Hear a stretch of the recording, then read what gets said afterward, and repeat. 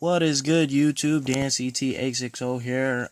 Giving you a deck profile. This would be like take number 3 that I'm doing this, but because people keep interrupting my videos with calling me and everything, and I'm using my phone. So I top forward at Locos yesterday with Monarchs, the new Monarchs, and all I can say is like it's very, very good.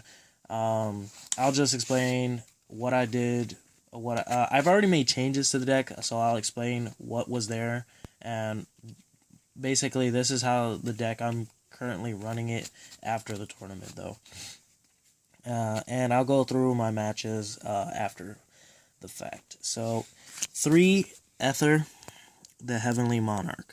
Um, Definitely, I think is the best Monarch, new big monster, boss monster Monarch, in my opinion.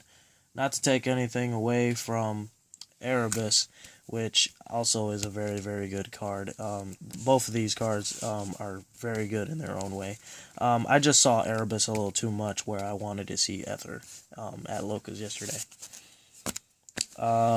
Then you play 3 Adea, the Heavenly Squire, very good card. And then the 3 Eidos, the Underworld Squire. Very good cards. It's exactly the tribute type of monsters they needed for this deck. I played 2 Karaz. I'm going to bump it down to 1 eventually. I think you only need 1. So, yeah, it's only good at 1, I think. Then I played 1 Mega Thestalos. I feel like this is the only Mega Monarch worth maining in the main deck. At the moment, just because it's the best first turn play, in my opinion. Just to look at your opponent's hand and then take one out of their freaking hand, it's just good. 1 Majesty's Fiend, just because it's very good. I'm going to bump it up to 2, just because it's really good and it's searchable. It was very good for the locals yesterday, but I didn't get to use it as much as I wanted to, just because I never really saw it. Because it was at 1. So, then the MVP monster was the Effect Veilers. Effect Veilers did so much work disrupting plays, stopping plays in their tracks. Veiling a Joker and having them pass just because you Veilered their Joker is so gratifying, I swear.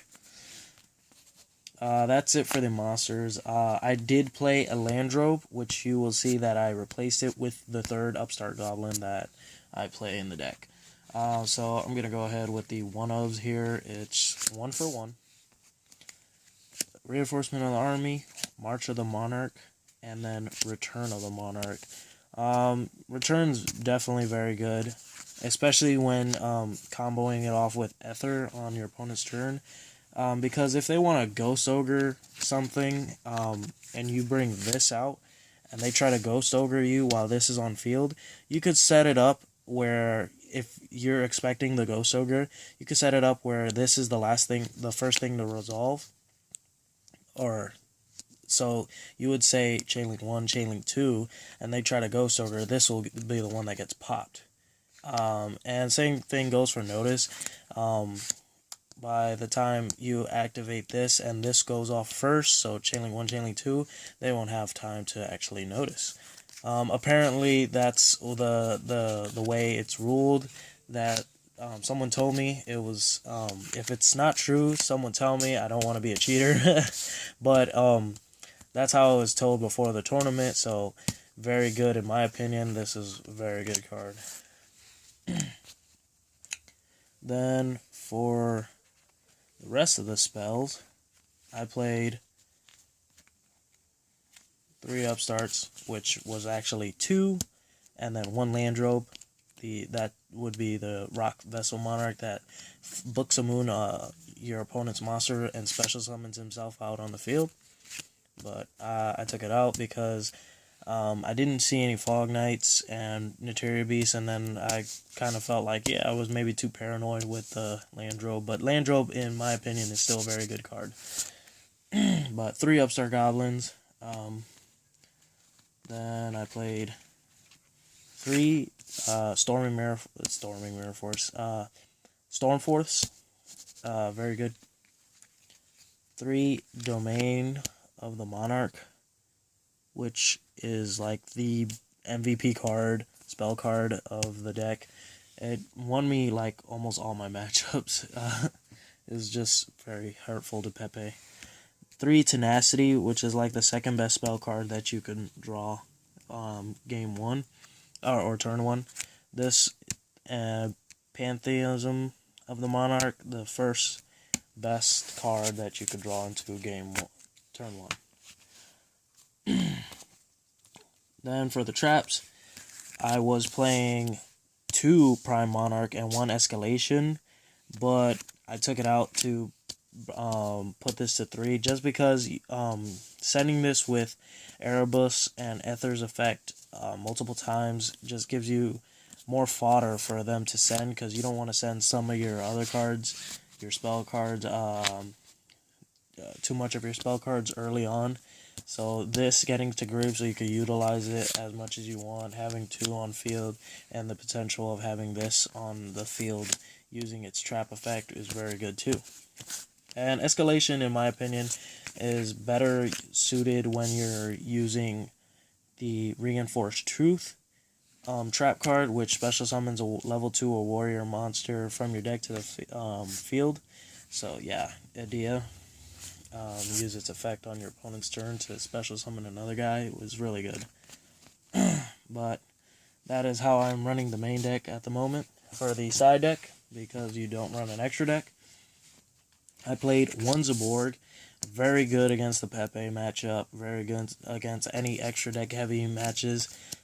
Just to knock out 8 cards out of your opponent's extra deck is very good. While you still have Domain up on the field is very good. The Mega Caius, I figured just side deck it because I don't want it in the main deck. I don't really like it in the main deck. This is only really good during the mid game, in my opinion. It doesn't really do you like turn 1. It doesn't do you any good. These were 2. I was playing 2 Santa Claus, but this basically does the same thing, and its attack is weaker than Santa Claus's defense, because Santa Claus actually summons in defense, and if it stays on the field in the end phase, you'll draw a card. But I decided to just put this in there because if I destroy the Santa Claus as the way it was summoned during the end phase, the way it was summoned, and I destroy it, I won't get the draw. So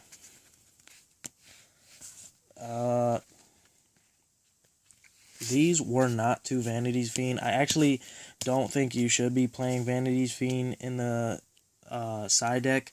It's more of a main deck card, so it's just not very good in my opinion as opposed to the alternative Majesty's Fiend. This deck just doesn't synergize as much as Majesty's Fiend does with the deck, and I say only this should be only a main deck card period, because first turn having Domain of the Monarch and having this completely locks your opponent out, and Pepe does not have real big answers to this first turn. So the 1 Majesty's Fiend, which will be going into the main deck to bump the Majesty's Fiend count up to 2. So yeah.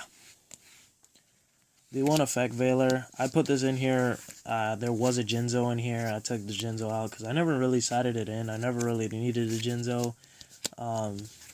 Yeah, so Effect Veiler, really good. I'm going to find a room to bump it up to 3 because it was very, very good. 1 Regeki, very good against the Monarchs mirror matches. Thinking of putting 2 Dark Holes in there too, so better for the mirror matches. 2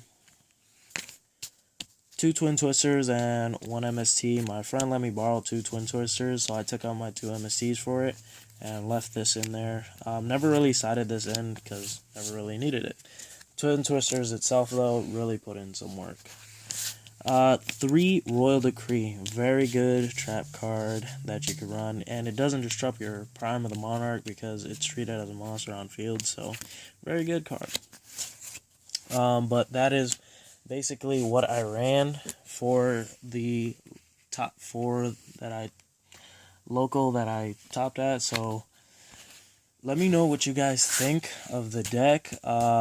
Send me some links to other deck profiles because I really like to get some ideas. I really want to make this deck a lot better. I definitely think it's as good as it could be because, I mean, the turnout it's had so far, it's definitely a tier 1 deck in my opinion. It has an easy Pepe and Cosmo matchups, which is really good. It can really take on Rogue pretty easily too, to an extent, because their back rows, depending on their back row, that's what will really hinder you in the long run. But yeah, like I said, let me know what you guys think of the deck. Give this video a thumbs up if you liked it, and I will try to do some more deck profiles of some more successful decks. As you noticed, like, I've only really uploaded when I've had some real success with the decks, and I haven't had the time to actually deck profile some of the decks that at the locals that I've been going to. Some people just don't have the time and they leave kind of early as soon as they lose or anything. And the people that win just like want to keep it to themselves most of the time, so I be respectful as I can to them.